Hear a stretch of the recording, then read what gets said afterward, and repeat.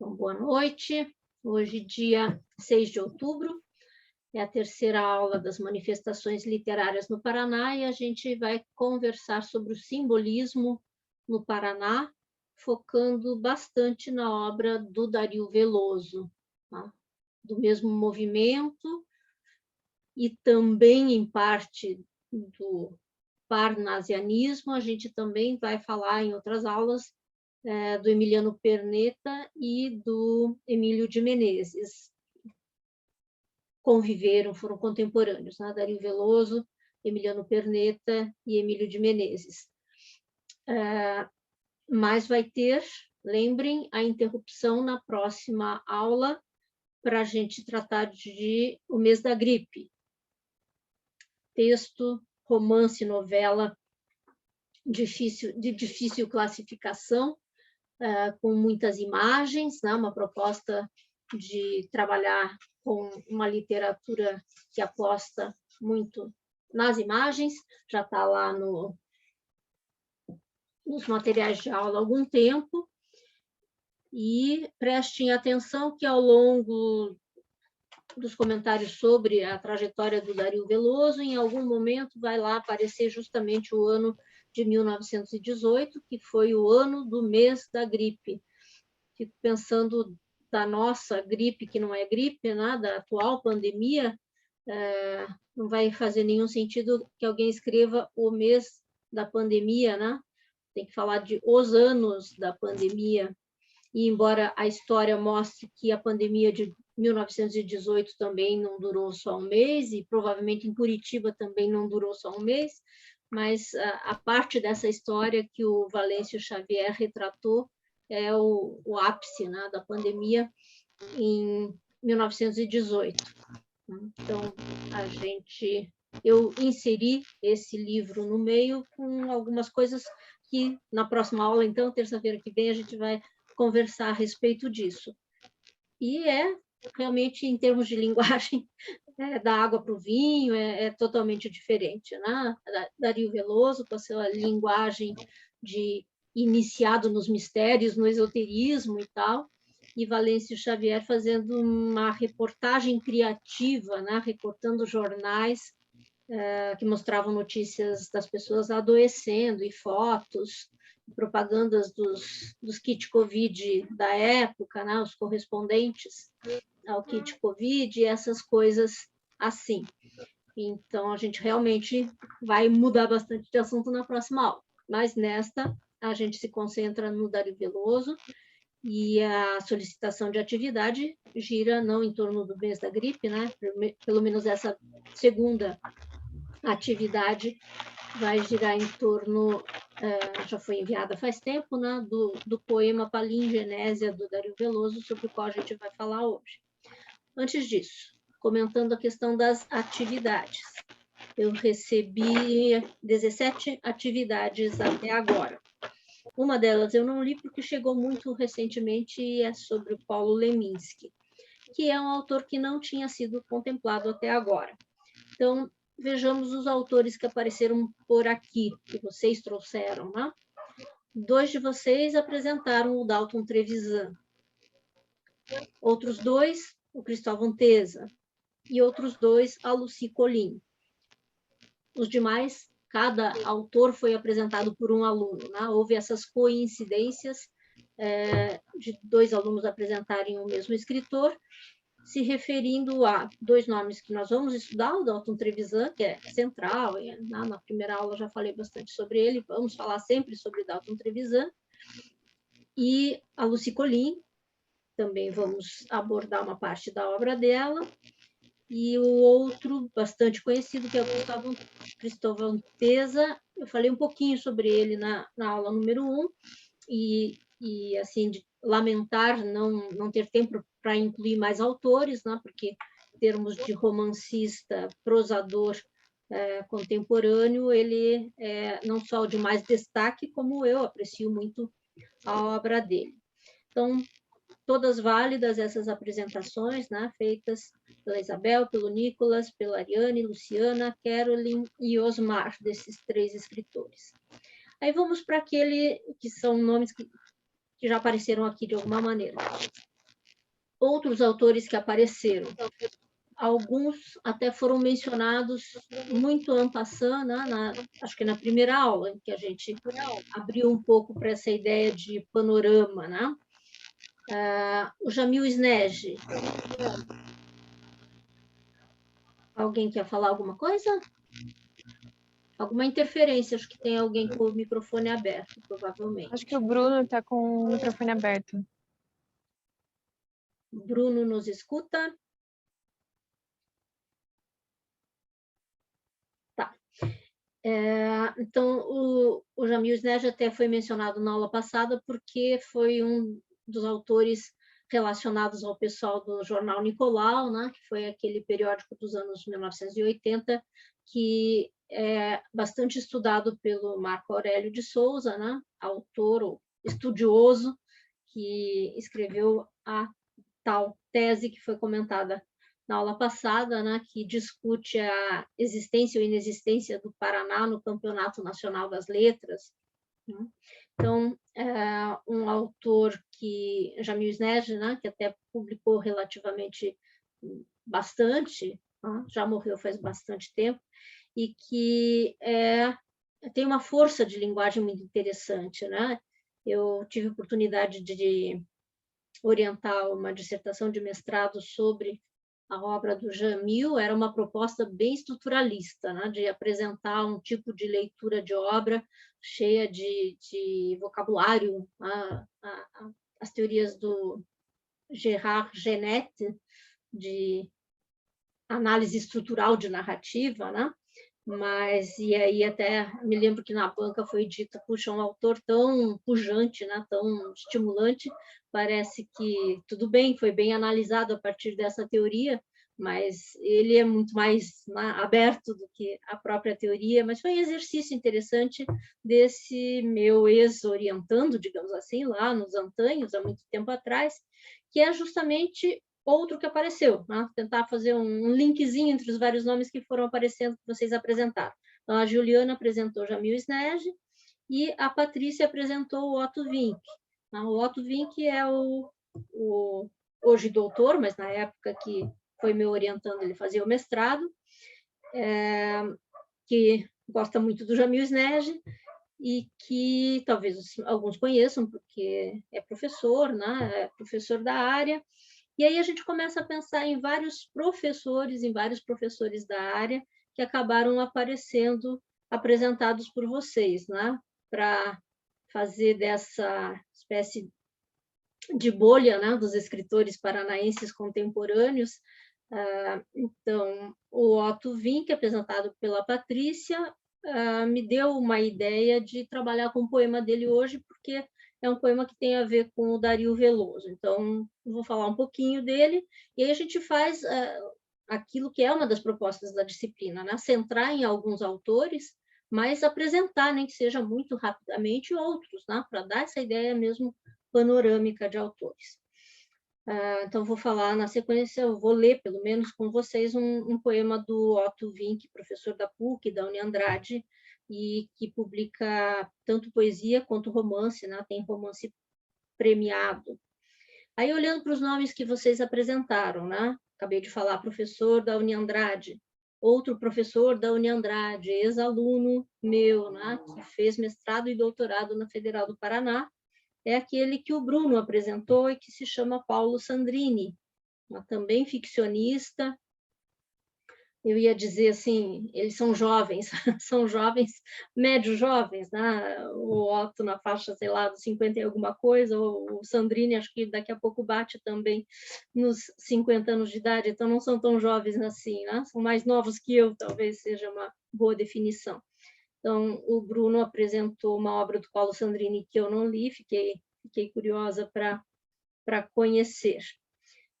Ainda na série dos professores universitários, mais ou menos relacionados a estes nomes é o Miguel Sanches Neto, né, que atualmente é, inclusive, reitor da UEPG, e que é um ótimo crítico literário, né, tem obra muito importante sobre o Dalton Trevisan, sobre a Cecília Meirelles, e que também é um prosador de mão cheia, né, que foi apresentado pela Nicole.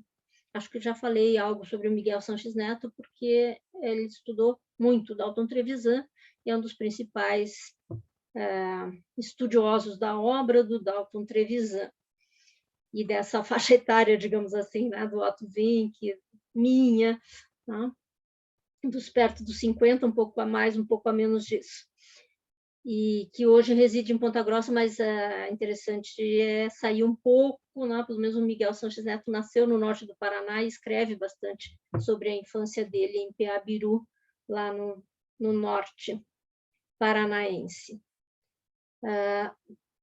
Voltando um pouco no tempo, mas na série Professores Universitários, o Willerson apresentou Roberto Gomes, né? Que, voltando um pouco no tempo, não é bem a questão, né? Mas a obra do Roberto Gomes importante aconteceu lá nos anos 1970, 1980, que eu saiba, e o Willerson não me falou nada diferente disso, ele continua vivo, nem é tão idoso, né? Mas é mais velho do que os demais, e ele escreveu um romance que, na época, para quem estudou na Universidade Católica do Paraná, não era nem PUC na época que eu estudei lá, era um romance muito comentado. Willerson, como é que é mesmo o título? Memórias de um Cadáver? Alegres Memórias de um Cadáver. Alegres Memórias de um Cadáver, que eu li lá nos anos 1980, porque quando eu cheguei na PUC, se falava, né, que era o livro que denunciava na PUC, que não era PUC, a Católica, denunciava os esquemas da universidade, né, os bastidores da direção da universidade. E se eu lembro mais ou menos da história, depois disso, Roberto Gomes saiu e se tornou persona não grata, né, dentro da Universidade Católica do Paraná, porque ele não falava os nomes, né, ele fez uma sátira, mas aquele tipo de narrativa com chave de compreensão que quem conhecia as figuras, né, o reitor, a pessoa que comandava determinado setor, ia identificando as pessoas, né? E eu me lembro que eu gostei daquela leitura, mas, Celso, faz muito tempo que eu li isso. Willerson, você lê, é divertido. Você não leu, né? Li? Ah, você leu. Sim, Então, sim. foi sobre esse que você escreveu, até os detalhes, isso. Uma boa lembrança que eu provavelmente não me lembraria, né? Está na minha memória, mas não lembraria de comentar com vocês que existe um autor bem interessante, né, de bom humor, que se chama Roberto Gomes e produziu bastantes crônicas, mas hoje em dia eu não tenho acompanhado, não sei o que ele anda fazendo. Então, mais um professor universitário. E outro que também já foi comentado aqui en passant, o recente ex-coordenador do curso de letras, né, o Guilherme Gontijo, que tem ganhado bastante destaque no Brasil como crítico também, mas principalmente como tradutor, né? Tem importantes prêmios de tradução e que tem publicado muito, seja academicamente, seja poesia, já publicou prosa também, menos, mas já publicou, e é um nome bastante importante aí no circuito cultural da cidade. Ele não é curitibano nem paranaense, né? Não lembro se nasceu em Brasília, mas sei que se formou e tem uma trajetória, inclusive intelectual, no começo ligada a Brasília, mas já está por aqui há alguns anos, é bastante jovem, né? É mais jovem do que esses outros que a gente já comentou, e tem um belo futuro pela frente nesse panorama da literatura paranaense, né? Porque ele tem publicado coisas bastante significativas. Então, vejam que todos se conhecem, né? E todos estão em Curitiba, e é mais ou menos isso, esse recorte, né? Meio que reproduz o que normalmente é conhecido sobre a literatura do Paraná. É natural que nós, curitibanos, ou que vivemos em Curitiba, conheçamos mais, no caso, eu até conheço pessoalmente vários deles, né? Mas que vocês tenham informação sobre artistas paranaenses mais de Curitiba do que de outros lugares, e eles, entre eles, vários deles se conhecem e se convivem, digamos assim. E foi uma surpresa para mim que alguém tenha apresentado a Lídia Domingues, foi a Melissa, não sei se está aqui, que é alguém com quem eu gosto muito de conversar em eventos literários, e eu sabia que ela tinha publicado alguma obra, mas nunca li a obra da Lídia Domingues. E aí me apareceram, para mim, 3 nomes, para mim totalmente desconhecidos até então, e 2 deles são professores também, né? Um foi apresentado pelo João, se chama Luiz Belmiro Teixeira, e é professor, se não me engano, do Instituto Federal, de um dos institutos federais, e o outro se chama Fúvio Pacheco, apresentado pela Emanuele. Então, autores que eu não conhecia. E, por último, outro que eu também nunca tinha ouvido falar, sequer, que eu me lembre, foi apresentado pela Ana Júlia, que é o Otávio Linhares. Então, foi bem variado esse panorama, e todos esses que eu mencionei no finalzinho, todos vivos, atuantes, né? E professores, né? Professores e escritores e professores. Algo em comum com Dario Veloso. Dario Veloso também era professor, né, do ginásio paranaense, e trabalhou bastante como professor ao longo da vida dele. O Leminski era para ser professor, mas não durou muito tempo como professor, foi ser publicitário. E o Dalton Trevisan, que eu saiba, nunca foi professor, porque ele é avesso a pessoas, né? Então não ia dar certo ele como professor. Alguém quer falar alguma coisa? Sim, eu. Eu fiquei super na dúvida quando eu fui apresentar o Otávio, porque eu não sabia até que ponto as pessoas já sabiam que a Estrela, filha do Paulo Leminski, também atua como escritora e professora. Eu ia apresentar os poemas dela, mas acabei deixando, mas achei legal falar agora. Que a mãe dela, Alice Ruiz, também é poeta, né? Mas não está aqui E no bastante Paraná. conhecida. E bastante conhecida. E a Estrela acabou seguindo pelo mesmo caminho. Então, ela compõe e escreve poesias, trabalha com música. E, se eu não me engano, ela é professora de música. E entre a Estrela Leminski e o Otávio Linhares, o que te levou a apresentar esse outro autor? Justamente o fato Menos dele ser conhecido menos que ela, no conhecido. caso. Sim, menos conhecido que ela, porque como se você jogar um Google, você sabe que a Estrela trabalha nessa área também, que a Áurea e a Alice cuidam de todas as coisas do Paulo, seria muito mais difícil conhecer o Otávio. Então eu acabei optando pela pessoa que é menos conhecida. Valeu. E ele é professor onde? Não, ele não é professor, ele é torrefador de café, né? Ele torra café, é ator, tem filmes e umas séries na Netflix e trabalha como escritor também. Eu trabalho com ele fora, trabalho com ele no café. Legal. Então, um circuito aí mais alternativo. Se eu estabeleço uma espécie de bolha que inclui os professores universitários, ele, no caso, está de fora disso, né? Mas está aí presente de alguma outra forma. Nicole, quer falar alguma coisa?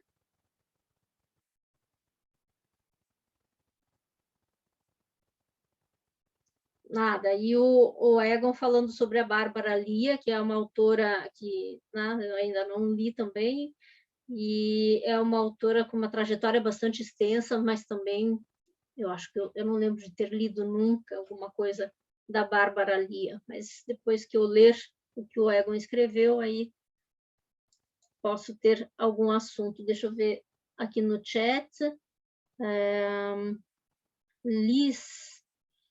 Liz, eu vou verificar o e-mail, porque a gente trocou e-mails, isso eu me lembro, mas especificamente sobre isso, o fato é que eu não baixei teu arquivo, vou procurar de novo depois. E é isso que tem no chat. Ok? Então, perto das 19 horas, vamos para o final do século XIX e para o simbolismo, né?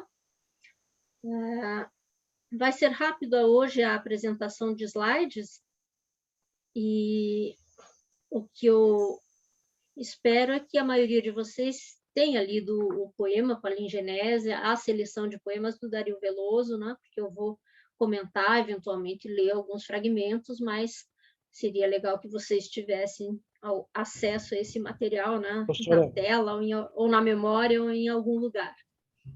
professora, Diga. tem um aluno aí dizendo que não está ouvindo. Ele tem que clicar lá no microfone e ativar O Adlis. Você pode passar essa informação no chat para ele, faz favor? Deixa eu ver se eu consigo. Eu não sei nem como. Teve um aluno aí que estava falando que não estava ouvindo. Não sei qual que foi agora. Aqui eu não estou lendo isso, não sei como é que você soube. Está no chat. Acho que se inscrever lá ele consegue ler daí, porque se ele não está ouvindo, tem que digitar. Me ajudem a ajudar as pessoas que eu não consigo normalmente.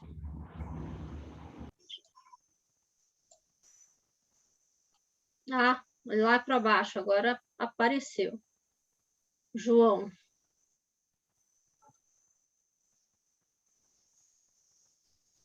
Ana, começou, obrigado. Willerson, espero que o João consiga nos escutar. Prof, Oi. eu tinha mandado ali no chat, perguntando se você recebeu o meu trabalho, eu te mandei no Teams, no chat também.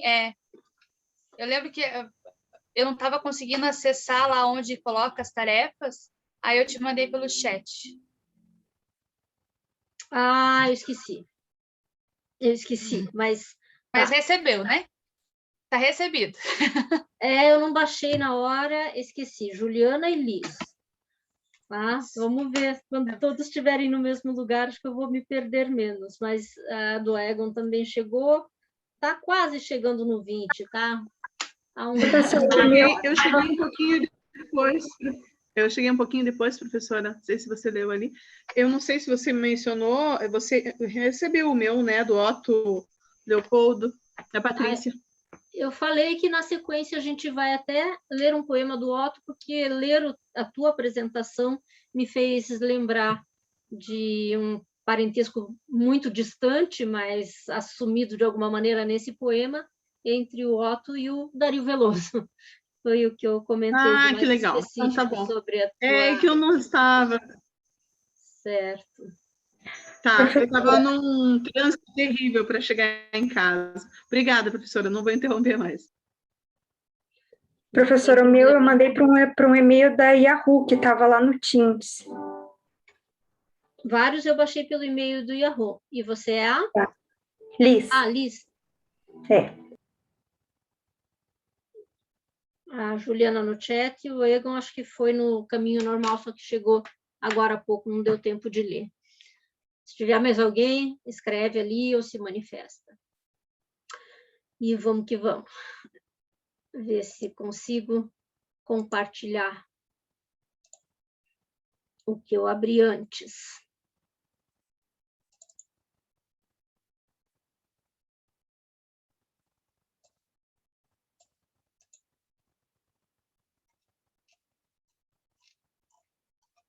Provavelmente vai aparecer, mas vai aparecer errado, certo?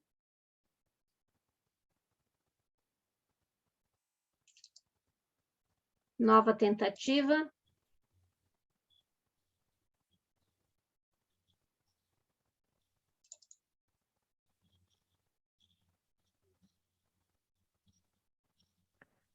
Deu certo. Perfeito. Hoje também, se não der muito certo, depois a gente vê o que faz com isso. Coloquei aqui algumas datas, né, não para apresentar a biografia do Dario Veloso, mas para a gente se situar um pouco, né, neste tempo, antes de falar sobre o simbolismo e a contribuição dele. Né? Primeiro que ele não era curitibano, ele nasceu no Rio de Janeiro, mas veio adolescente, digamos, para Curitiba. Né?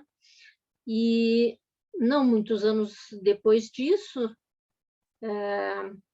ele ainda era bastante jovem, já foi editada a primeira das revistas, das várias revistas que surgiram em Curitiba relacionadas a um determinado grupo de que ele fez parte, né? Então, o Grupo Cenáculo, que na primeira aula já mencionei também. E os outros 3 componentes desse grupo são sempre mencionados. Silveira Neto tem uma obra um pouquinho mais conhecida. Os outros 2, eu diria que as obras praticamente caíram no esquecimento, né? Que foram o Júlio Perneta e o Antônio Braga. Do Emiliano Perneta a gente vai falar bastante. Do Júlio Perneta, não. No chat, algum problema? Ah, conseguiu, obrigado, ótimo. Então, vamos. Então, alguns marcos, né? A primeira revista foi em 1893, e 2 anos depois, a revista mais conhecida, que é o Cenáculo, na qual, dentre outras coisas, o Dario Veloso escreveu em algum momento que precisava, o grupo deles precisava de ajuda, né? Queremos auxílio e apoio dos que labutam valorosamente para que o Paraná se não conserve alheio ao movimento literário brasileiro, para que o Paraná tenha literatura. Então, era algo programático, era algo muito consciente, né? Essa vontade de interferir, não só a vontade, eles fizeram muita coisa, né? Agitaram o cenário cultural com essas revistas, encontros, né? As formas de divulgação das ideias que existiam na época. Algum tempo depois, né, 1909, foi a fundação do Instituto Neopitagórico, né? Então, a gente pensa que ainda existe alguma coisa ali naquele lugar da Vila Isabel, que tem o Templo das Musas, que pegou fogo nos anos 1980, mas foi reconstruído. Era lá que ficava o jardim, que ele também nomeou, né, em homenagem à cultura grega, como o Horto de Lises. Tem várias fotos em que aparecem as musas no Horto de Lises. Então, é uma Grécia em Curitiba. Mas nessa Grécia, pensem em recuperar, então, Pitágoras, que é anterior a Platão, né, as suas ideias. Hoje em dia, em Curitiba, o que é muito visitado, né, inclusive foi na pandemia que eu conheci finalmente, né, e que é ligado ao neopitagorismo, mas não é ligado ao Dario Veloso. Acredito que vários de vocês conheçam tudo que tem a ver com a Ordem Rosa Cruz, ali do Bacaxeri, né? O Museu da Ordem Rosa Cruz, tem até uma faculdade, uma instituição de ensino ligada à divulgação dos conhecimentos esotéricos, né? É um lugar muito bonito e muito especial, e que eu fico me perguntando como é que eu nunca tinha ido lá antes, né? Então, tem o Museu Egípcio de um lado, do outro lado da rua tem algo bem místico, simbólico, cheio de esfinge, pirâmide e tudo mais, que esse approach, né, ao esotérico, ao místico, convida a fazer, e é de muito bom gosto, né, o que os Rosa Cruzes fizeram. Então, pensem nessas comunidades, né, os maçons, os Rosa Cruzes, todos, de alguma maneira, devem algo a Pitágoras, que é um sujeito, como eu falei, que viveu e produziu sobre matemática, sobre astronomia, antes de Cristo, muito antes de Cristo, antes de Platão, portanto, antes de Aristóteles, né? Há muito tempo atrás.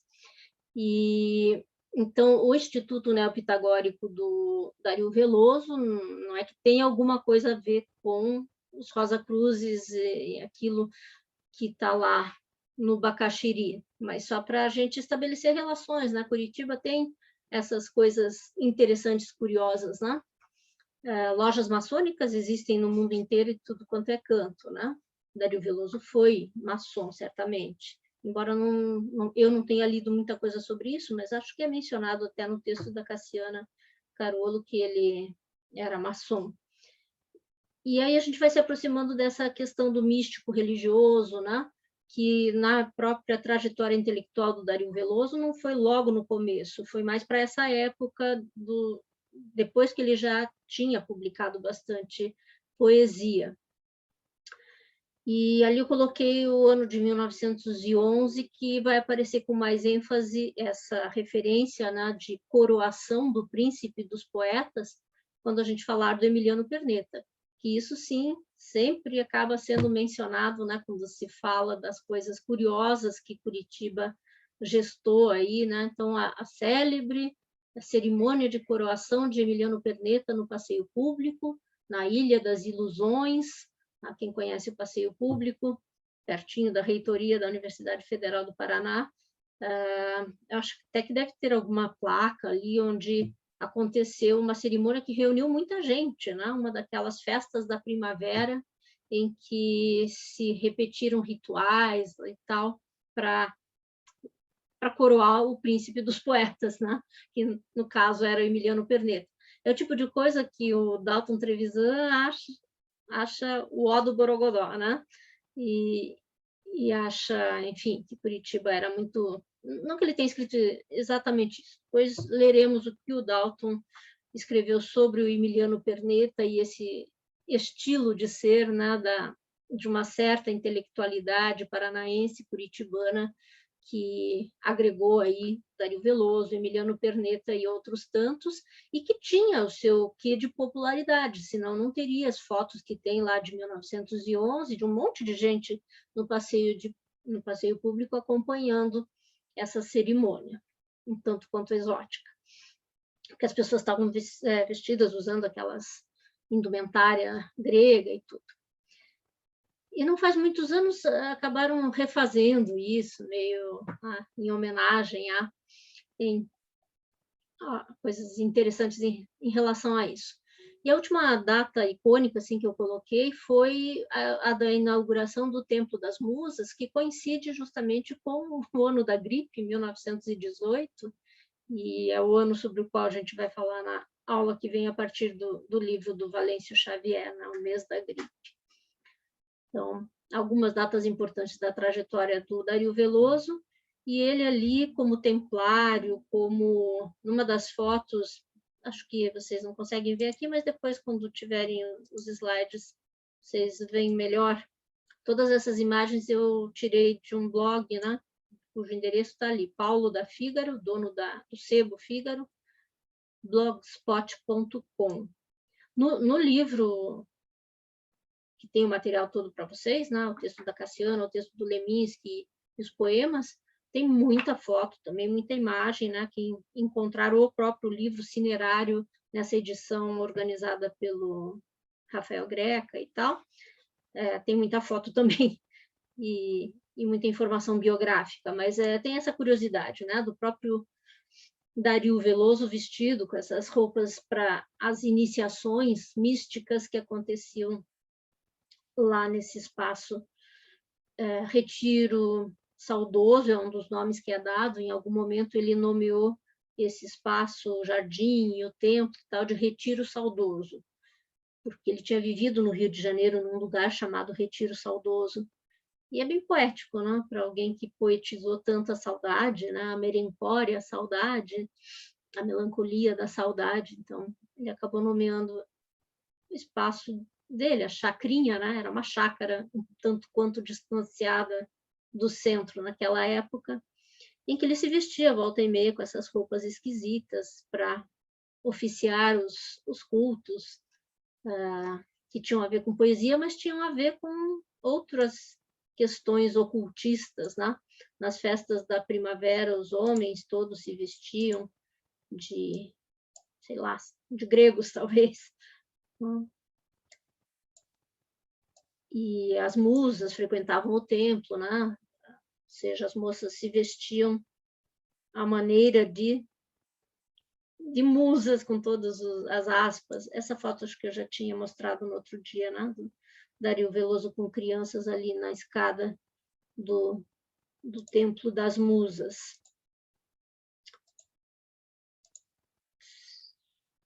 E aí o Paulo Leminski faz aquela apresentação bem interessante do Dario Veloso, e uma das coisas que ele escreve no seu poema Apresentação é que o Dario é parecido com o Paul Valéry, um dos últimos, dos grandes simbolistas franceses. Tem alguma coisa, né? O bigode, o rosto puxado, assim, eu tive alguma dificuldade para concordar com o Paulo Leminski, mas fica a lembrança, né, dos poetas simbolistas, os mais importantes, incluindo Baudelaire, Mallarmé e outros tantos, né? O Valéry é um dos que tem mais permanência. Quem foi meu aluno de Teoria da Literatura 2 sabe que eu sempre trabalho com o texto teórico do Valéry, em que ele relaciona a poesia com música, e é um ótimo esclarecedor do que é que vai na origem da poesia, né? Então, simbolistas têm essa cabeça que relaciona, né? Por exemplo, literatura e música, o ritmo da literatura com o ritmo da música. Então, já que o Paulo Leminski se lembrou do Paul Valéry, lembrei de checar se era verdade que Dario Veloso se parecia com o Paul Valéry, e pensar que, quando eu li isso, eu falei, puxa, mas o Paul Valéry viveu bem depois. Aí eu fui olhar e não, os dois nasceram com 2 anos de diferença, né? O Paul Valéry foi 2 anos mais jovem. E na minha percepção, né, a forma como eu olho para cada um deles, para mim o Valéry é super moderno, né? Super mais próximo de mim, talvez porque tenha vivido um pouco mais, viveu até 1945, mas o Dario Veloso, para mim, é alguém de um passado muito distante, né? E, no entanto, os dois foram simbolistas ao mesmo tempo, digamos assim, né? Produziram e divulgaram essa tendência literária, né? Na mesma época.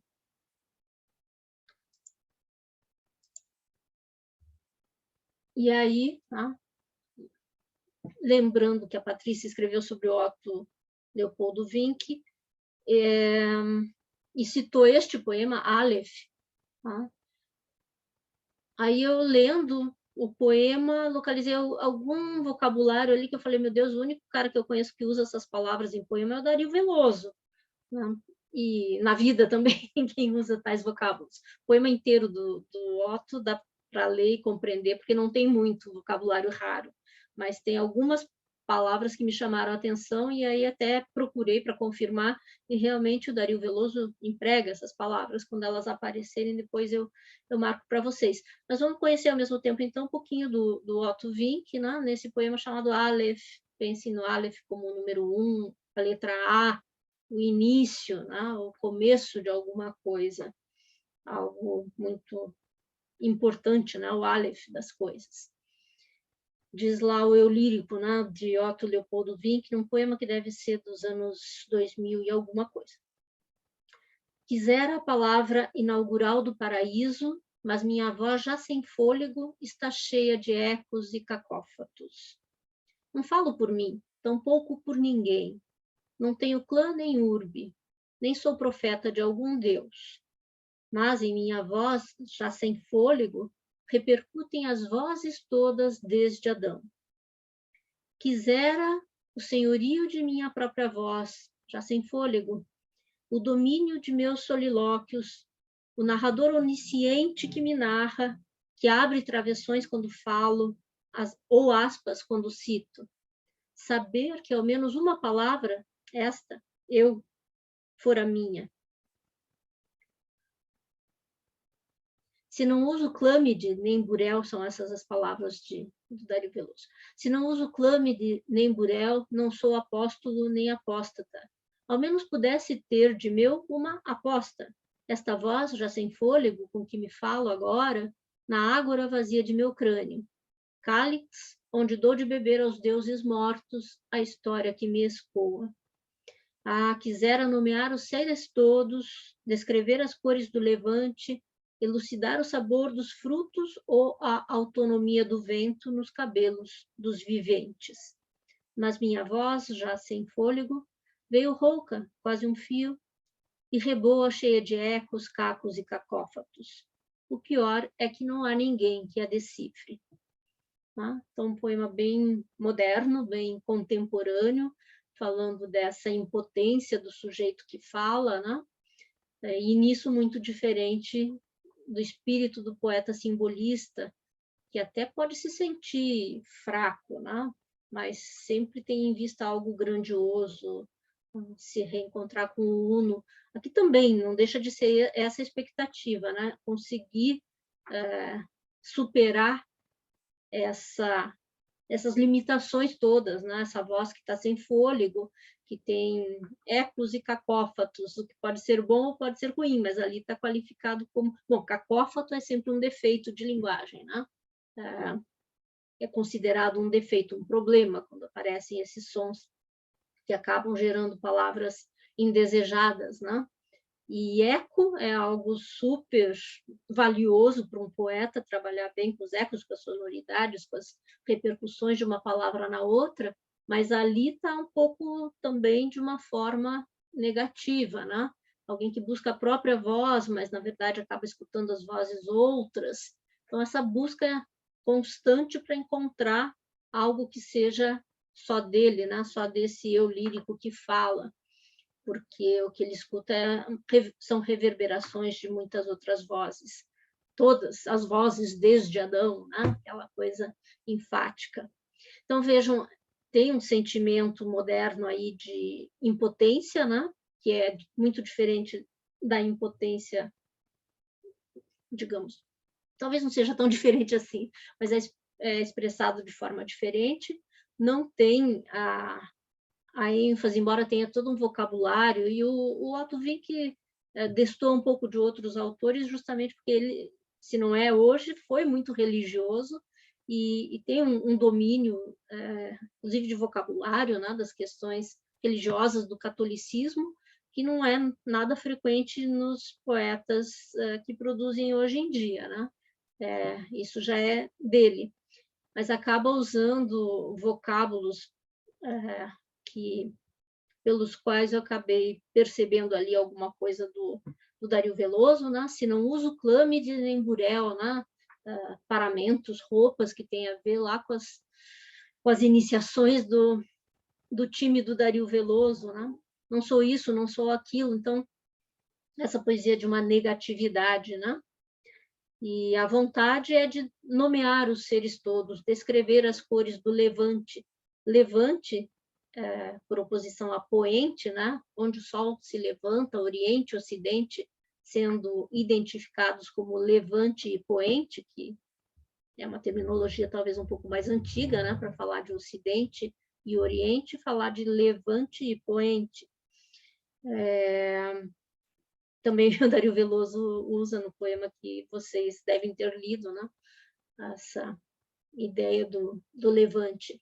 Mas, voltando ao sentido, né? O que ele gostaria de nomear os seres todos, descrever as cores do levante, como, talvez como, ou pode ser como Dario Veloso, por exemplo, também fazia. Elucidar o sabor dos frutos ou a autonomia do vento nos cabelos dos viventes. Mas a voz está sem fôlego, está fraquinha. No entanto, termina. O pior é que não há ninguém que a decifre. Então, não deixa de ser uma afirmação. O que eu digo, seja fraco ou não seja fraco, tem lá seus mistérios, né? Tem algo a ser decifrado. Então, aquela atitude de uma certa posição que desconfia de si próprio, das suas potências, mas lá no final acaba afirmando alguma coisa, né? O que eu digo não é fácil de entender, né? Algo por aí. Ok? Então, fazemos a nossa inserção aí de um poeta que está publicando hoje em dia, e hoje é isso que temos de slides, né? Então, já vou parar com o compartilhamento. Deixa eu ver. Poderia até ser um texto em resposta a Dario Veloso, dizendo que não tem quem responda por ele, mas quisera ter esse acesso. É uma hipótese, né? Mas não é frequente, não pensem que é frequente na poesia do Otto Wink fazer relação intertextual com gente tão do passado, né? Quando ele faz, em outros momentos do que eu conheço da poesia dele, ele dialoga com os modernos, né? E até com os contemporâneos, e não com simbolistas. Então, achei interessante encontrar esse poema, né, na apresentação que a colega de vocês fez do Otto Wink. Pois bem, vamos em frente. Algum comentário, alguma observação mais?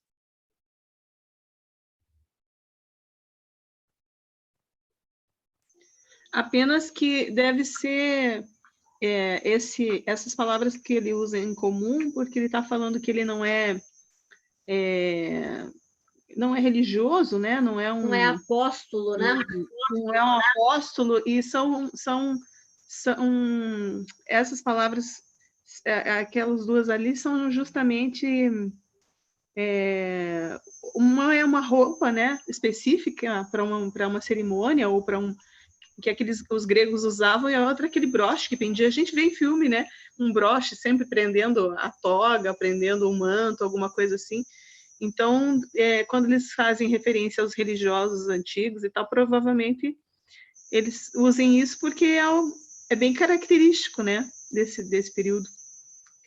Ambos falam sobre Assim, isso, né? Sobre... característico mesmo era lá da Grécia Antiga, agora que foi retomado ali na Exato. Vila Isabel, né? Pelos caras que conviveram com Dario Veloso. Né? E claro que o Otto Wink conhece a obra do Dario Veloso, não foi por acaso que as palavras apareceram lá. Com certeza que não. Pois bem, o que o Paulo Leminski nos fala sobre o Dario Veloso? Alguém queria falar mais alguma coisa? Então, ele escolhe um latinismo, né? Paulo Leminski, que era professor de latim, mas não foi professor por muito tempo, conforme eu comentei, que uma contemplação de... Acho que ele não foi professor de latim, na verdade, no cursinho ele dava aula de outra disciplina, mas ele sabia muito latim. Contemplação de Dario Veloso, né? Só que ele escreve de uma forma diferente, e ele fala Dario Veloso ou Apolônio de Tiana, né? O Apolônio de Tiana foi um filósofo neopitagórico, lá da antiguidade. Mas o Dario Veloso, em algum momento, se vestiu como seria uma daquelas fotos, inclusive, que eu projetei, tem a legenda no blog, onde diz Dario Veloso vestido como Apolônio de Tiana. Então, faz parte, talvez, desses rituais, assumir uma personalidade de outrem, né? E justamente de um filósofo neopitagórico. Então, vejam que esses jogos de personalidade, né? Quem joga RPG está muito acostumado com essas questões, mas vejam que não tem nada de muito contemporâneo, né, nessa acreditar às vezes que é aquilo, no caso do Dario Veloso, com um misticismo que não era um entretenimento, né, era algo que estava muito arraigado nessas crenças e tal, na própria personalidade dele. E aí, quando o Leminski se refere, né, eu li, inclusive, na aula passada, ele fala dele, Emiliano, como professores, por um lado, né, burocratas de província, que curtiam uma determinada mescla de formas de pensar, de forma de tentar compreender o mundo, né, que ele elenca nas palavras positivismo, ocultismo, kardecismo, né, que é ligado ao espiritismo, orientalismo, cabala, astrologia, e deixa para o final dessa, entre aspas, estrofe, simbolismo. Né? Acho que não é nem entre aspas, é uma estrofe, né? Tal. A apresentação do Leminski, mandei para vocês, é em versos. Então, esses caras que curtiam, ao mesmo tempo, várias formas de entrar em contato com aquilo que sejam percepções, aquilo que possa conduzir à busca do uno, tá? Aquela vontade de conjunção com o universo. Isso que é característico mais de um do que de outros autores simbolistas, para o Dario Veloso era uma constante, né? E era uma prática, tanto que esses espaços, né, que ele construiu, todos remetem a essas ciências ocultas, né, e aquilo que tem a ver com o neopitagorismo. Então, pense em Pitágoras tanto como algo místico, religioso, mas que tem também algo de científico, de racional, né? Essa é a pegada do Rosa Cruz, por exemplo, né? Muita ênfase no místico e, ao mesmo tempo, muita ênfase na ciência. Porém, o momento simbolista, se a gente pensa principalmente na Europa, né, onde surgiu, era um momento de, talvez seja simplificar, dizer assim, mas havia um mal-estar em relação tanto aos hábitos burgueses, mais convencionais, né, um jeito muito comportado de levar a vida e tal, como principalmente aos produtos, né, ao correspondente do capitalismo da época, à correspondência do consumismo da época.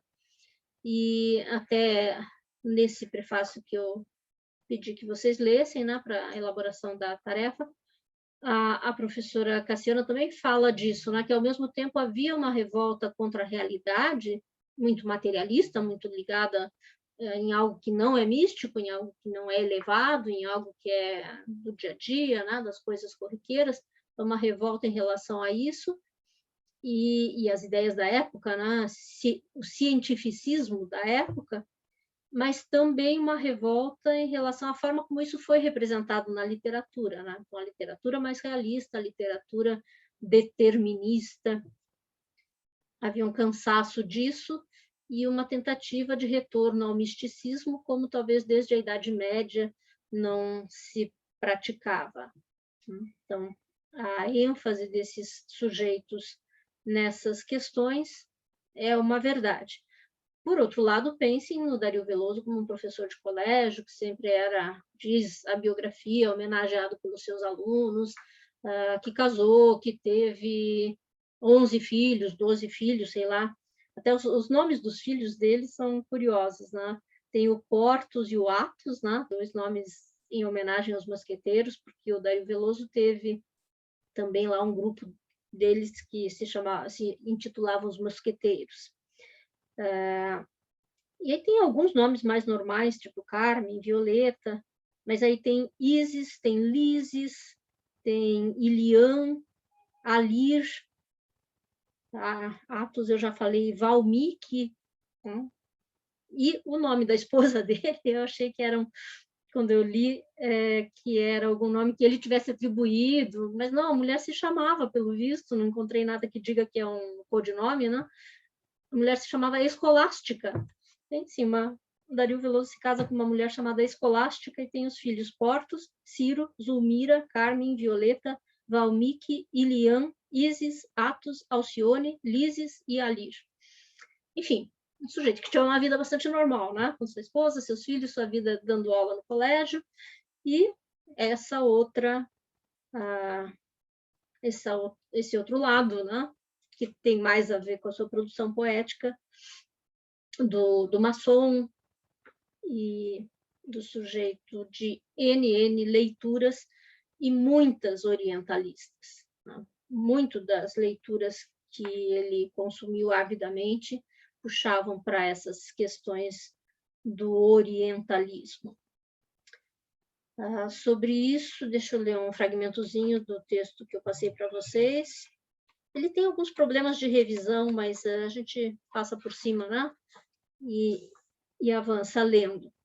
Então, diz a professora Cassiana, se o simbolismo realiza um recenseamento do arsenal mitológico ou lendário da época, fala de vários mitos, de várias procedências, no qual contam os cisnes, os lírios, as virgens, os efebos, os faunos, convém não esquecer as palavras de Mallarmé a Degas.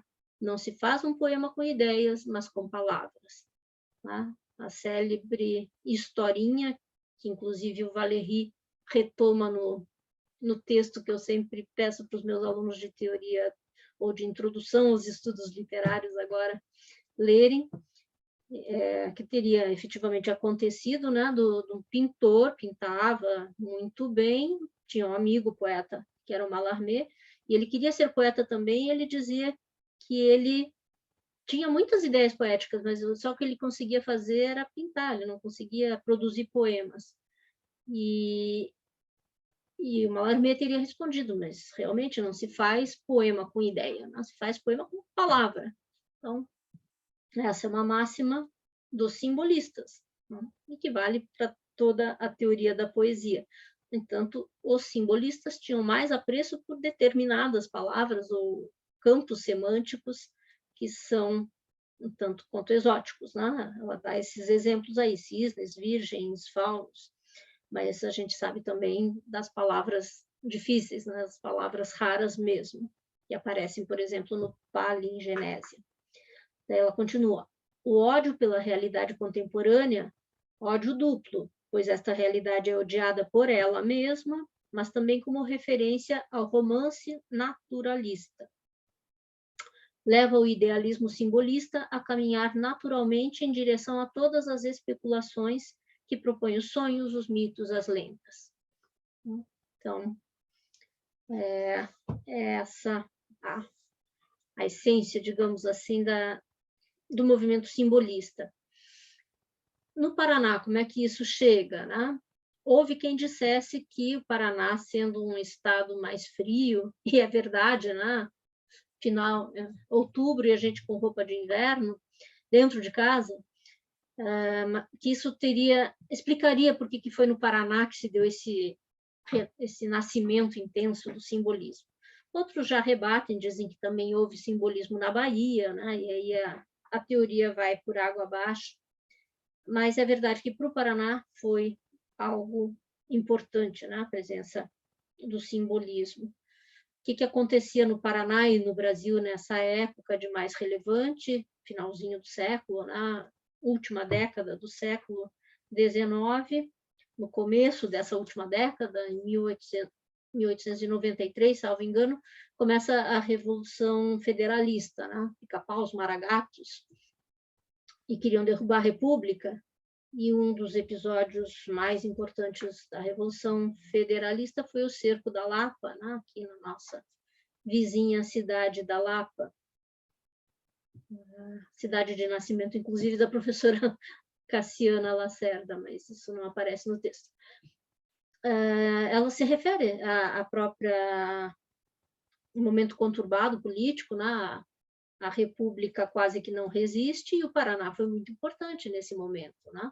Foi na Lapa que se conteve o avanço, para o bem ou para o mal, né? Para os federalistas foi um bem. Mas pensem, foi uma revolução que em 2, 3 anos deixou 10 mil mortos, mais ou menos, né? Um monte de mortos na Lapa, acho que mais de 400 pessoas morreram ali na Lapa em combate, né? Na guerra. Então, nesse momento, o Brasil não estava muito calmo, né? Não é por estar num momento muito bom que as coisas acontecem, né?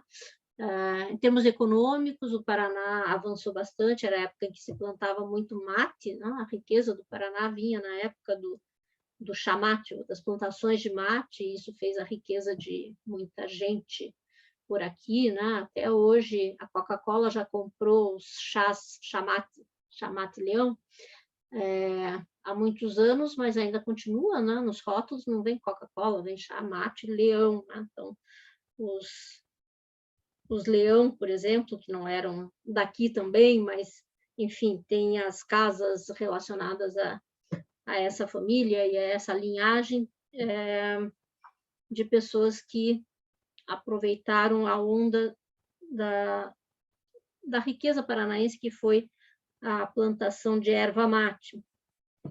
Como sempre, como qualquer período, tem as coisas mais de conflitos, tem aquilo que explica que tinha algum dinheiro rolando, né?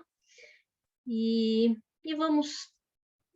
mais informações sobre isso tudo tem no texto dela, em outros tantos lugares. Vamos para a poesia, que é o que importa, né? Além do poema Palingenésia, eu passei para vocês alguns outros, né? Meio aleatoriamente, não por serem os melhores, para pegar algumas sequências, duas sequências que estão no livro, né? Uma sequência em que aparece o próprio Palingenésia, que era o poema que eu selecionei para apresentar a obra do Dario Veloso para vocês por meio dele, e aí peguei alguma coisa antes, alguma coisa depois, né? Então, os que eu vou comentar são esses aos quais vocês tiveram acesso, né? Então, depois do Palingenésia, na sequência, tem algum soneto, algum outro poema, tem um poema longo chamado Confidência, longo de 3 páginas, que é de 1893. O que chama a atenção nele é que ele é muito diferente do Palingenésia, né? É um poema de amor com um pé no romantismo, um pé no simbolismo. Tem alguns versos assim que lembram muito Gonçalves Dias, aquele romantismo mais fluido e sem qualquer complicação, mas lá pelas tantas aparece aquele vocabulário mais exótico também, rimas difíceis, né? Então, é um poema bastante irregular, é um poema de amor, né? Começa, venho trazer-te, pálida senhora, na piscina do pranto, toda a tristeza desconsoladora. É um poema de dor de cotovelo, né? Mas, assim como tem versos superfluidos e tal, certa altura vai lá a rima de excelso alampadário com imáculo hostiário. Não gosto desse tipo de poema, né? Aparece lá no meio essa coisa excelsa, né? Essa dicção assim imponente, né? Excelso alampadário que te ilumina teu passado inteiro e traz-te à mente o imáculo hostiário das ilusões de teu amor primeiro. É um tipo de afetação de linguagem que não me agrada, né? Na sequência tem alguns sonetos que são bastante legíveis, né? Sempre as referências são importantes. Ora, a referência Orfeu e Eurídice, no outro, que são mitos, é um mito bem mais conhecido, né, do que, por exemplo, Istar, né, que é mencionado, a deusa, que é mencionada no Palingenésia. Ou um poema como o que aparece na página 35, que tem um vocabulário bem acessível também, mas lá pelas tantas aparece um verso esquisito. Tudo te devo, entanto, extinta a pira, apagou-se o fogo, devo-te o imeto das macias frases. O imeto, o que é imeto? A gente vai procurar, tem lá, que era um monte na Grécia, mas aí imeto com H maiúsculo, onde na lenda, no mito, tem abelhas, tem muito mel. Então está ali como uma metáfora de doçura num poema de amor. É muito raro, né, falar o imeto. Primeira vez na vida que eu vi essa palavra. Devo-te o imeto das macias frases, devo-te o culto que a beleza inspira. Esse é um poema mais bonito. E uma sequência de 2 sonetos que eu gosto bastante é o Musa do Silêncio, né? Que tem o Musa do Silêncio 1 e o Musa do Silêncio 2. Estão nas páginas 36 e 37. Então, o lírico está observando uma mulher, supostamente uma mulher, não fica muito claro também, né? Porque ele se refere a ela como a musa do silêncio, e é alguém que anda no meio do cemitério, né? Mas se é mesmo uma mulher ou não é, não fica muito definido. Mas é alguém que sofre, né? Que sofre discretamente, que sofre de solidão. Oi? Falhou aqui a minha internet e eu não consegui saber que poema que... Acho que falhou de novo, né? Se falhou, ela não vai escutar. Está falhando aqui, desculpe. Você estava falando do Confidência e agora você está falando de outro, né? Do qual que você está falando agora? Eu falei mal do Confidência e agora estou falando bem do Musa do Silêncio. Tá bom. Obrigada. E aí depois vocês leem, né? O primeiro soneto fala desse fim da tarde, com essa imagem de alguém passeando pelo meio das campas, né? do cemitério, entre os túmulos, bem explicitamente diz, segues por entre os túmulos. E aí o segundo soneto é que ele avança muito bem, e lá no último verso ele tem talvez a explicação de todo o resto, mas que é uma explicação difícil de entender também na primeira leitura. Então, vou ler só o segundo soneto, né? É a continuação daquela observação de alguém ou algo que está ali representando a musa do silêncio vagando na solidão em meio aos túmulos. E o segundo diz: vês, eu bem sei que a dor é nobre, e nobre o culto que te inspira campa. Sobes da mágoa e merencória rampa, ouves da tarde o evocativo dobre. É bem cadenciado, me lembra muito sonetos parnasianos do Olavo Bilac, os mais bem feitos. E ele está dizendo aqui sobre a nobreza dessa dor, né? E quando ele coloca o vocábulo campa, tanto pode ser uma campainha, porque depois ele fala dos dobres, né, no final da tarde, o dobre é o dobre dos sinos, né, o toque dos sinos. Mas campa também é sepultura, né? Então cria uma ambiguidade assim que não dá para resolver, né? Campa, essa pessoa ou esse algo que passeia no meio dos túmulos é inspirado pela campa. Pode tanto ser a sepultura como pode ser a campainha, né? E ela sobe uma rampa merencória, né? Das sepulturas o silêncio cobre a paz macia que o arvoredo estampa. O ocaso acolhe a radiosa lampa e denso crepe teu semblante encobre. Ouço-te o passo, peregrino soa. A dor que sentes em minha alma ecoa. A asa de crepe que o silêncio cruza. Asa tão só, mas tão formosa, adeja, e o nível mármore do sepulcro beija. Sombra de Samos, merencória musa. Né? É super sonoro, tem uma cadência ótima, os Cs e os Zs se alternam de uma forma, para o meu ouvido, pelo menos, muito agradável. As imagens estão todas muito bem interligadas, né? Então, o passo que ele escuta dessa coisa, pessoa, desse ser, dessa musa do silêncio, soa peregrino. Parece um passo de alguém que veio de muito longe, do além, sei lá. A dor que ela sente ecoa na alma do eu lírico e é definida como uma asa de crepe que o silêncio cruza. Gostei muito desse verso. A dor como uma asa de crepe. Então, crepe ele usa em algum momento como uma cobertura para a noite, mas aqui, se é uma asa de crepe, é uma asa super fluida, né? Porque a asa tem coisas mais cartilaginosas, né? Mas uma asa de crepe é algo muito leve, que o silêncio cruza. Asa tão só, mas tão formosa, adeja, né? Bate as asas e o nível mármore do sepulcro beija. Então, ela vai lá e se curva sobre um túmulo branco e beija esse sepulcro. E termina com esse verso final, que é um verso de ouro, né? Aquele que resume o sentido do poema, que diz: sombra de Samos, Samos é S-A-M-O-S, merencória musa. A musa dele é merencória, é melancólica, é a musa do silêncio, a gente já sabe disso. A sombra de Samos é que é toda uma abertura para o tipo de conhecimento, né, que o Dario Veloso absorveu, né? Então, quem que é Samos? Né? O anotei aqui, já esqueci o nome dele. Aristarco de Samos.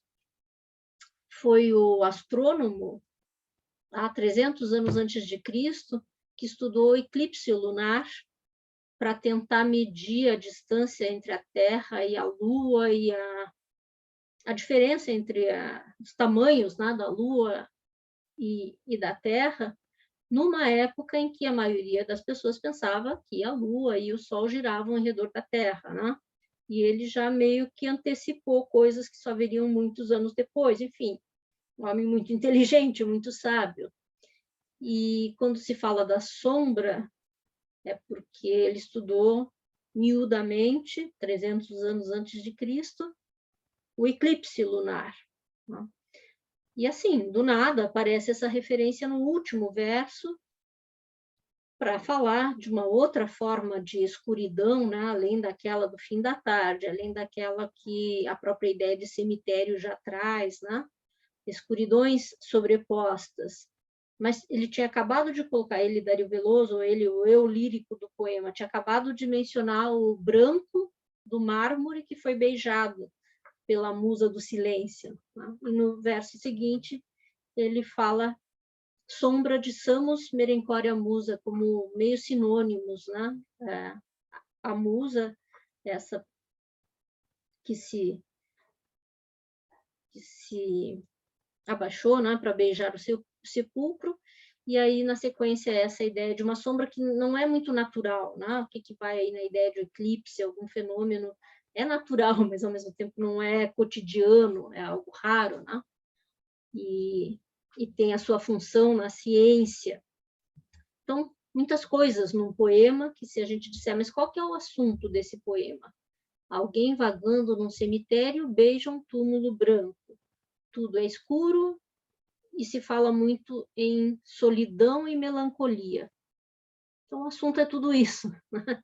É essa mescla e, sobretudo, a sugestão de mais silêncio e mais melancolia, sonoramente chegando para o leitor, né? São poemas que é importante ler em voz alta, porque os sons, a musicalidade, como bem dizia o Valéry, é tudo, né, num certo tipo de poesia, sobretudo na poesia simbolista. E tem lugar para isso? Oi? Eu ia falar... A sombra que ela faz, a luz sombria se alastrando pelo cemitério. Diga, Patrícia? Eu ia falar essa asa, ela voa, né? Esse adejo ali não dá a impressão agita, de que né? ela... A ideia de movimento, e um movimento sutil, né? Porque é uma asa de crepe, algo se mexe, muito formoso, né? Asa de crepe que o silêncio cruza, é um movimento, e o movimento mais concreto, entre aspas, é esse de beijar o sepulcro, né? Então, a gente faz as aproximações. Se era uma figura feminina, afinal, é uma musa, né? E ela se abaixou, isso remeteu para o eu lírico esse movimento de um pássaro, né? De um ser leve, aí se movimentando sutilmente no meio dos túmulos. Não dá para ter certeza se é um ser vivo, um ser... Muito vivo aí não é, né? Acho que não, né? A musa do silêncio é vivo nas palavras do poeta, né? É vivo na emoção, mas certamente não é uma mulher qualquer que ele resolveu identificar assim. E talvez nem seja uma mulher, mas é uma musa, né? É a musa do silêncio e ela é muito melancólica. Então, desses poemas, já falei, né? Dessa sequência de sonetos eu gosto bastante. Coloquei uma outra sequência lá para frente, mas vou falar muito rapidamente, né? Que a gente ainda não chegou no Palingenese, embora vocês aqui, a proposta é que vocês escrevam sobre ele, né? Eu também não quero falar muito sobre ele, mas vamos, pelo menos, fazer uma leitura, né? E quem tiver curiosidade, né? Lembrem que para atividade eu falei que tanto podem analisar o poema inspirados pela leitura da análise da Cassiana, como podem analisar algum outro poema do Dario Veloso. É uma análise de poema e a maior parte das atividades de vocês serão análises literárias mesmo, né? Então, para escolher outro poema que não seja esse, da pequena seleção que eu passei para vocês, na página 57 tem o poema Sucúbio, que eu nunca li uma análise dele e acharia muito fascinante se alguém de vocês resolvesse analisar. Dario Veloso usou sucúbio, mas tudo leva a crer que ele está falando de súcubo, tá? Aquele demônio em forma de mulher, que aparece em mais de uma mitologia com nomes diferentes, né?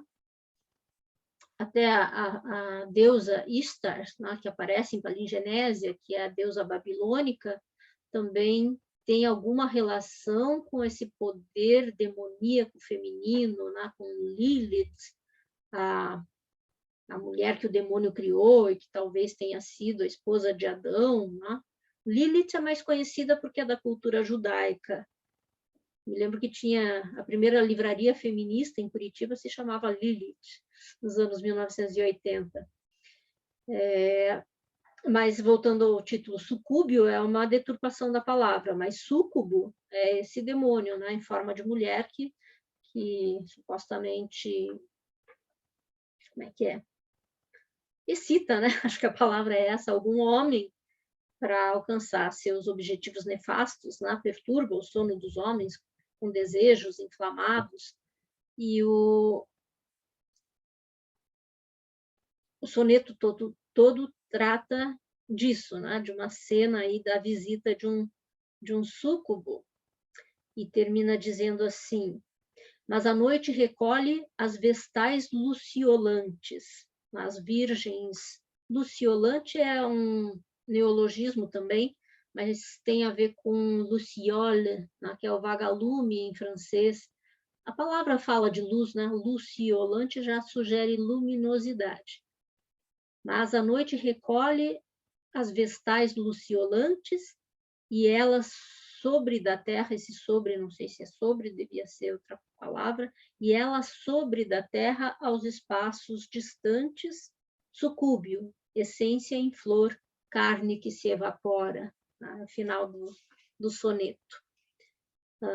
É um daqueles que tem referência a pedras preciosas, de novo, né? De novo, porque eu estou pensando na palingenésia, tem referências ao poente, de novo. É um soneto bem interessantezinho. Aí, na sequência, vem um poema super simples, assim, até meio escolar, né? Bobinho, né? Que tem versos do tipo: de manhãzinha no oriente brilhava a estrela do pastor, brilhava a estrela docemente, mas não brilhava o meu amor. Amor querido, amor perdido. E perguntava aos passarinhos: onde ela foi que não voltou? Por que deixou nossos ninhos? Por que partiu? Por que voou? Os nossos ninhos tão pobrezinhos. Veja, outra coisa, né? Não sei se ele fez como exercício para trabalhar com os alunos dele, provavelmente não, né? Ele não dava aula da própria poesia. Mas tem lá sua riqueza, estou sendo um pouco maldosa, né? O poema Solitude, mas faço assim para mostrar que realmente é irregular, né? Essa aqui é outra linguagem, e não é de outra época, é um dos poemas de 1929, talvez justamente o contrário, né? Já estava cansado, já estava mais idoso e cansado de fazer poemas de outra natureza, e se chama Solitude, é um dos que não me agrada, a mim. Só que a gente vira a página, a seleção foi feita dessa maneira, não que ele tenha publicado nessa sequência, a gente vira a página e se defronta com alfa e ômega, e aí retornam as referências, retorna aquele requinte de imagens, e é quase que um teatrinho, assim, um poema meio dramático. Eu vou ler só as 5 primeiras linhas, que é uma espécie de introdução. Tem lá um personagem, que é, de novo, o tal do sucúbio, né? Seja o súcubo, e um outro personagem masculino que se encontra com esse demônio, né? E a preparação para essas 4 páginas, 5 páginas, é um poema mais extenso que os outros, de 1901. Então, se chama Alfa e Ômega, e começa com essa espécie de preparação, como no teatro tem. Atanor é uma palavra que aparece em palingenésia, né? É o fogo dos alquimistas, onde eles tentavam transformar os materiais em ouro, enfim, tem toda uma coisa, né, na alquimia, com derreter para transformar em outra coisa, né, os poderes alquímicos. Então, já começa falando desse Atanor alquímico, para falar do Sol, no caso. Diz assim: o Atanor alquímico do Sol extinguiu-se.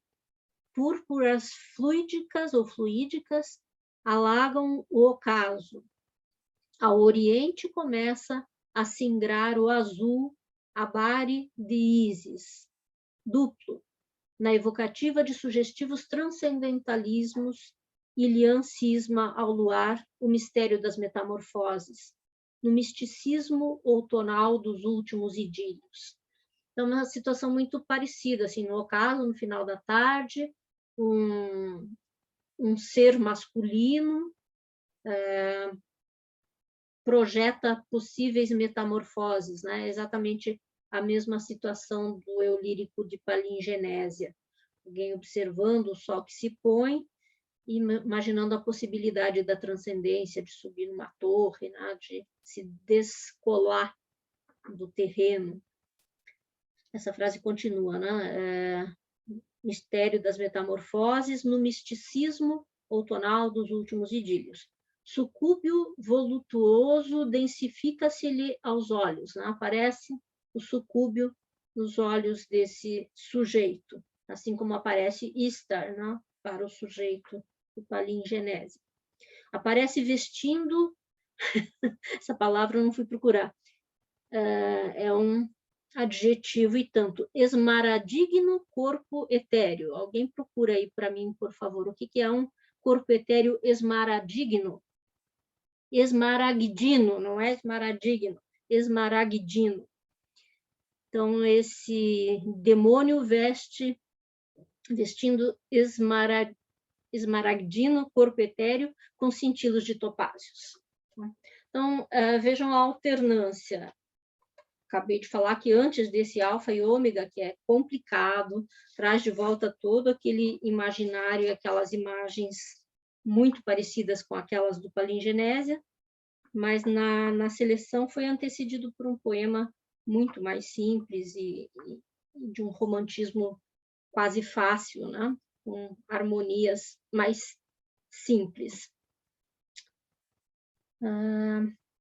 E agora eu vou falar uns 5 minutinhos sobre o Palingenésia. Não, nem vou falar. Eu vou ler o poema, porque é sobre ele que eu imagino que a maioria de vocês vai escrever, né? Porque está ali, não só tem essa análise, como se vocês botarem no Google, tem mais pessoas que analisam esse poema, né? Quando fazem dissertações. Não tem muitas dissertações e teses sobre Dario Veloso, mas tem algumas e boas. E, em geral, as pessoas acabam analisando esse poema, né? Então, como realmente é um poema que exige, né, bastante do leitor, eu estou preferindo que vocês leiam bastante e depois deem a versão de vocês, né, do que aquela análise mais intuitiva. Mas, repetindo, vocês têm duas opções, ou fazer uma análise dele mesmo ou fazer uma análise de qualquer outro poema do Dario Veloso. E deverão entregar até, de preferência, né, pelo menos no Teams, em Word. Ainda não fiz o teste de ver se outros formatos, né, Docs e tal, talvez facilite também as coisas. Só não envie em PDF, porque PDF é bem mais difícil de fazer os comentários. Se não conseguirem enviar no Teams, enviam no meu e-mail do Yahoo e eu vou tentar ir recolhendo todas essas atividades. Então, na sequência, eu vou ler o poema e daí vou interromper a gravação para a gente ter um tempo para conversar mais livremente. Alguém quer perguntar alguma coisa?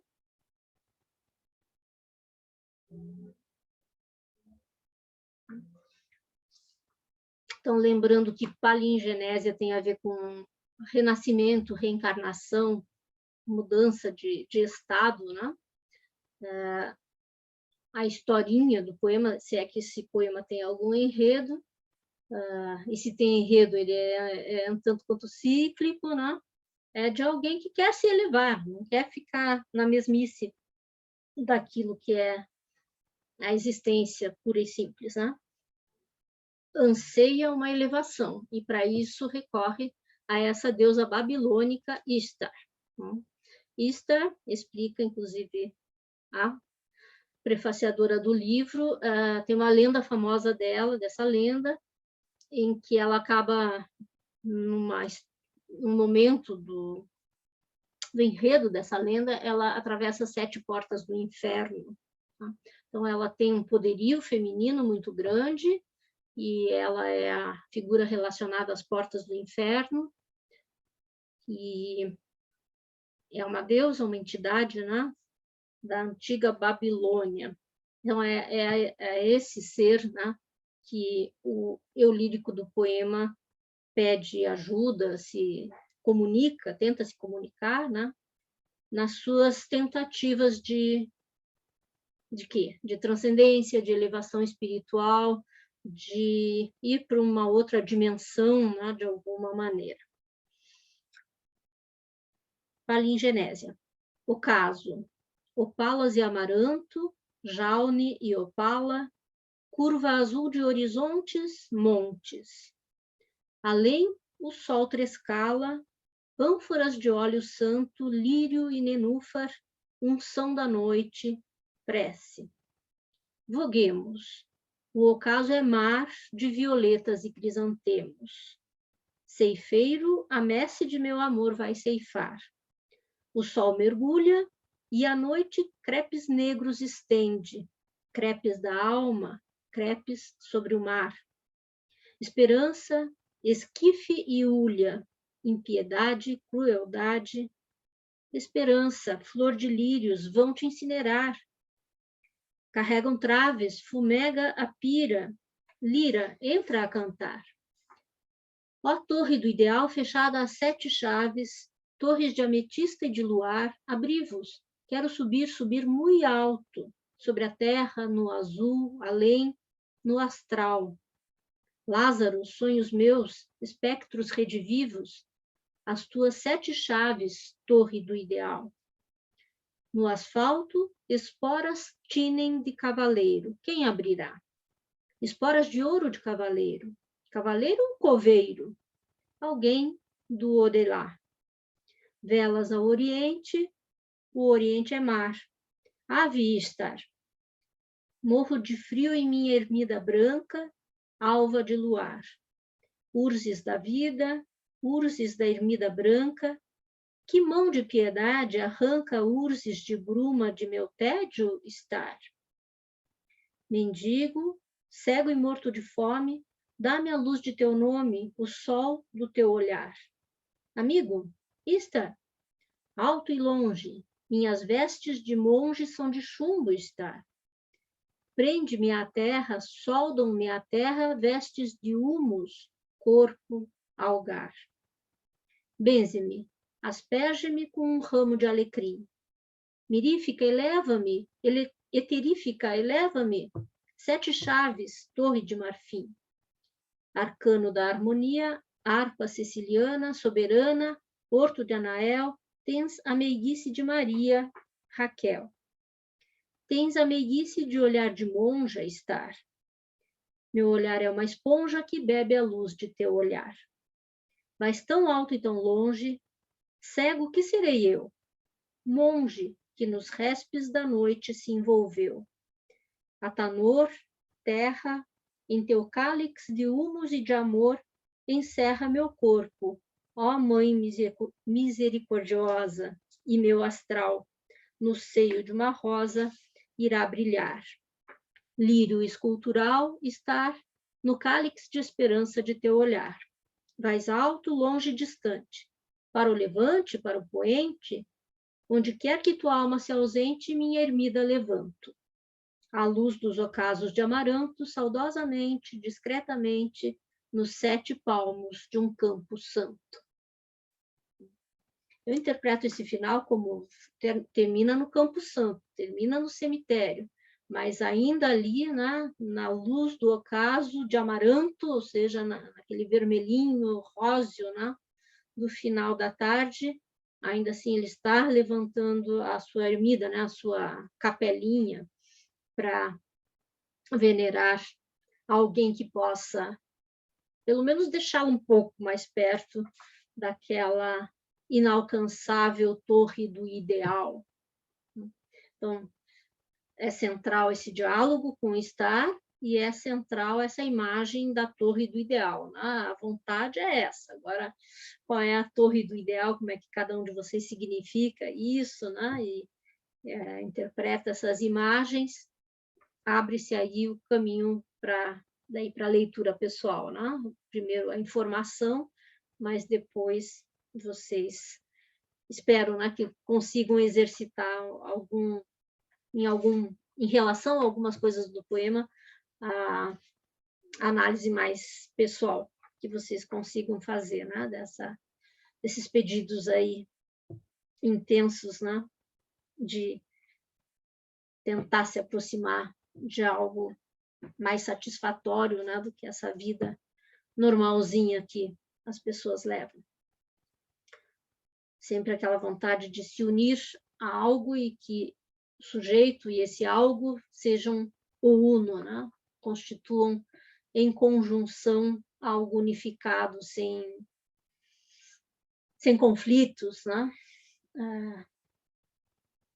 Uma coisa de nirvana, né? Assim, que seria o encontro do ideal.